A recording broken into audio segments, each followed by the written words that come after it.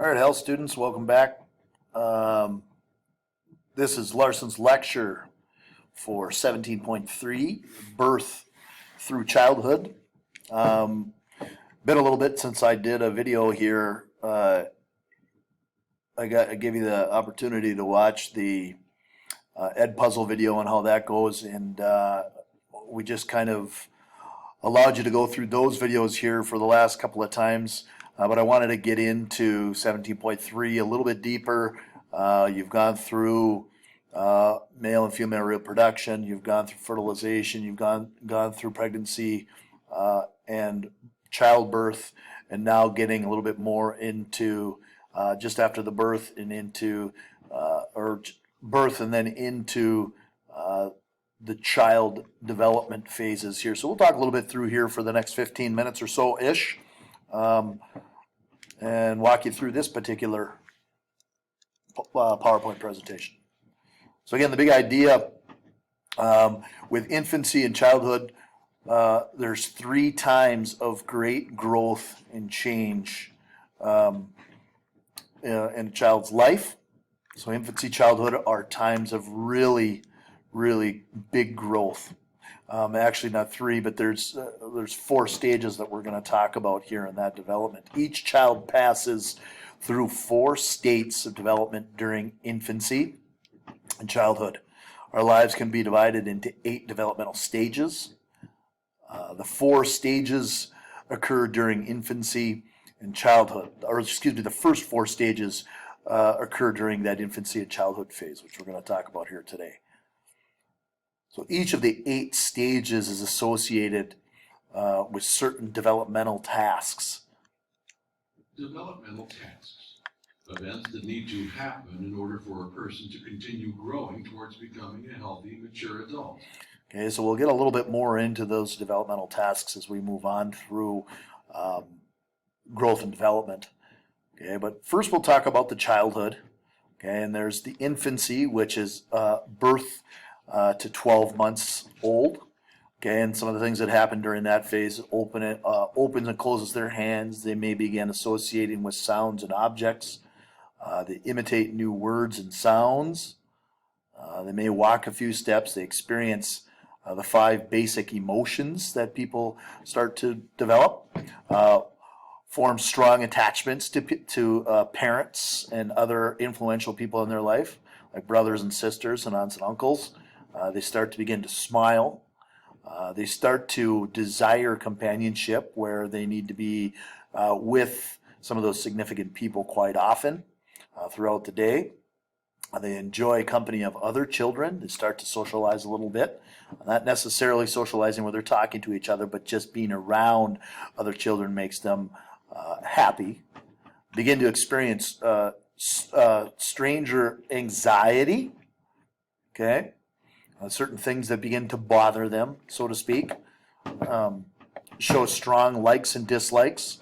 Things that you can tell that they're happy about with the smiles, and things that you can tell they're unhappy with ornery baby syndrome or the cries and the whines. Okay, then there's the childhood, which is ages 1 to 3 years old. They start to be able to walk fairly well within that range. They pick up objects without losing balance. Throws ball overhead, but kind of inaccurately, so they're able to toss things. Some of their manipulative skills of being able to throw things are developing. Obviously not real accurate, like we said, but they are able to toss things. Draws recognizable pictures sometimes within that, closer to the 3 years of age, begins showing defiance and disagreement. So they start to show a little bit of independence where they disagree with mom and dad a little bit. It behaves affectionately, where they start to show that affection, start to show that love, whether it's kissing, hugging, parents, cuddling, things like that. May wish to help adults. They want to be the little helper. Begins being bothered by fears, so they start to, not only that previous phase where they talked about anxiety, now that some of those anxieties turn to fears, things that they're scared of. Okay, they desire approval, so they want to be They want their parents to approve of certain things that they do. They get excited. They show you lots of things, like they show you they can do things. Okay? Bosses other children around, so their socialization, being around other kids, they start to want to tell people what to do, especially their peers, because they're seeing that and learning that from their parents because they're being told what to do. So they want to be a big boy or a big girl, and they start to tell other children what to do. Takes part in group activities, and they start to be able to work a little bit with other people. Okay, then there's late childhood, ages 7 to 12 years of age. Puberty may begin at this point in time. Sensitivity about body image may start to begin. They start to be a little self-conscious about the way they look. Develops a sense of self. Recognizes unique personality traits. Sense of competence develops. They start to understand a lot of different things cognitively. Okay, becomes aware of the dangers of the world. Starts to recognize what things are good and what things are bad. What you can do. This is early on in that phase. Maybe 7, 8, 9 years old. Start to realize when they walk out into the street, there's danger there. Okay, start to recognize in that time frame that maybe should steer clear of strangers. Okay, relationships with parents start to change. Sometimes they want to become a little bit more independent, especially closer to that 10, 11, 12 from their parents. Begins facing moral decisions. Now they start to try and choose whether they can do things, whether they start to recognize right from wrong, obviously, but they start to choose their decisions and start to recognize consequences at this point in time. And then peer pressure begins to become a little bit stronger, especially closer to that 10, 11, 12-year-old range. Okay. Infancy is a time of the fastest growth in a person's life. Childhood. So going back to infancy, fastest growth, and this is when they start to say in the infant years is the best time for kids to be able to learn a language. So in bilingual families or people around others that can speak more than one language, this is where they start to absorb not only the English that they learn, but being around others that can speak other languages, they can really soak it in like a sponge with other languages. So one of the best times to teach somebody a second language is during infancy and into early childhood. Okay, early childhood. During early childhood, children begin to develop a sense of autonomy. Okay, and autonomy is? Autonomy. The confidence that a person can control his or her own body, impulses, and environment. So they start to try and take control of their own actions, their movements, their impulses. They want to control their environment a little bit more. Don't want to have that set up all the time by mom and dad. Okay, during middle childhood, children learn to initiate play, so they don't always have to have mom and dad bring something in to have them play with it. They start to go do their own thing and play. Sometimes they're comfortable playing by themselves. Lots of times they're comfortable playing with other kids. In that earlier, younger phase, early childhood, they tend to always want to have parents or older brothers and sisters play with them. And in this middle childhood phase, they start to initiate play more independently sometimes or play with peers a little bit more often. Children at this stage must be taught to recognize emotions and practice expressing them in appropriate ways. So sometimes they're going through that phase of maybe temper tantrums and acting out, and this is where they have to be taught to control those emotions a little bit more and behave a little bit more with those emotions.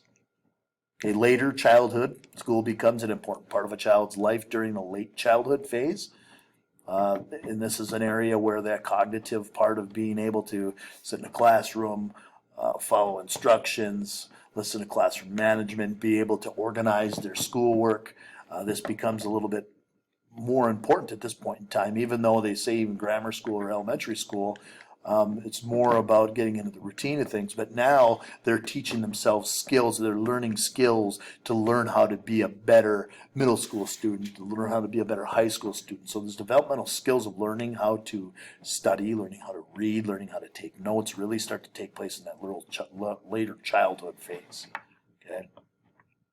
Children learn to get along with peers a little bit more often now, learn about different roles in society and start to develop a conscience at this stage. So they start to realize not only right from wrong, but they start to feel the consequences of their decisions versus what their values are, and they start to feel some of those consequences, like feel bad for some of the things that they do wrong. Okay, childhood health screenings. So many screening tests are performed in childhood to monitor the health and growth of children. So children's health screenings and immunizations can identify and prevent problems that can affect development. So they start to, maybe in that later childhood phase, start to get some of the different immunizations that they need to prevent different things that could happen later on in life.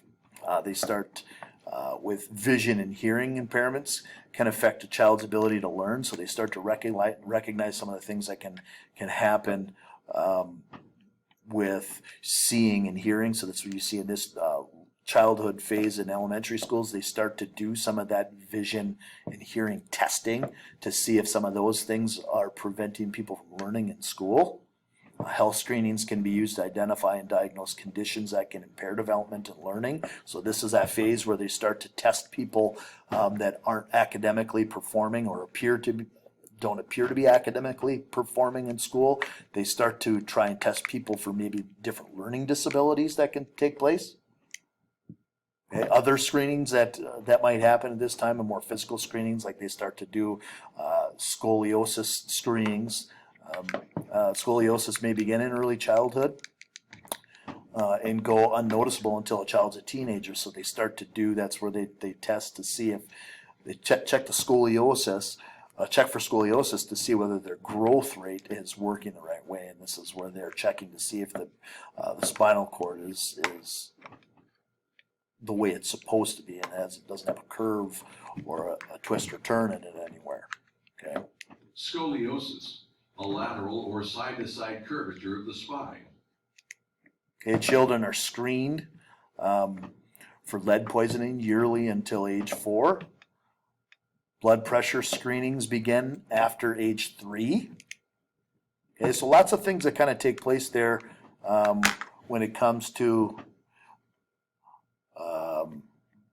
birth, infancy, early childhood, mid-childhood, and late childhood. The next one that we do here coming up, we'll talk a little bit more about adolescence, and we'll get into a little bit more about puberty in the next one. Okay, that was 17.3. Peace out.